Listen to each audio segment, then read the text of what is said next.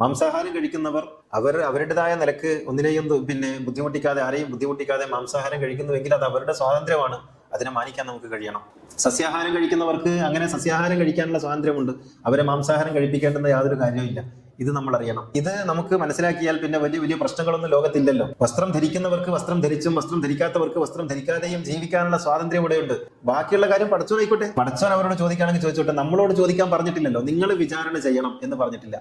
വിചാരണ ചെയ്യേണ്ട കാര്യം എന്താണ്? ഒരു മനുഷ്യനെ ബാധിക്കുന്ന വിധത്തിൽ, അല്ലെങ്കിൽ മനുഷ്യ സമൂഹത്തെ ബാധിക്കുന്ന വിധത്തിൽ ഒരാൾ എന്തെങ്കിലും പ്രവർത്തിക്കുമ്പോൾ മാത്രമാണ് അയാൾ ശിക്ഷാർഹനായി തീരുന്നത്, വിചാരണ ചെയ്യപ്പെടേണ്ടവനായി തീരുന്നത്. അല്ലാതെ ഒരു മനുഷ്യന്റെ വ്യക്തി സ്വാതന്ത്ര്യത്തിൽ ഇടപെടാൻ നമുക്ക് ആർക്കും യാതൊരു വിധത്തിലുള്ള അധികാരാവകാശങ്ങളും പടച്ചതമ്പുരാൻ നൽകിയിട്ടില്ല. ഇത് നമ്മുടെ ഔദാര്യമല്ല, നമ്മൾ വിശ്വസിക്കുന്ന ദൈവവിശ്വാസത്തിന്റെ ഭാഗമാണ്. നിങ്ങൾ പള്ളിയിൽ പോകുന്നത് പോലെ, നിങ്ങൾ നിസ്കരിക്കുന്നത് പോലെ ദൈവവിശ്വാസത്തിന്റെ അനിവാര്യ താല്പര്യമാണ് ഈ സകല വൈവിധ്യങ്ങളോടും കൂടി മനുഷ്യനെ ഉൾക്കൊള്ളുക എന്നുള്ളത്.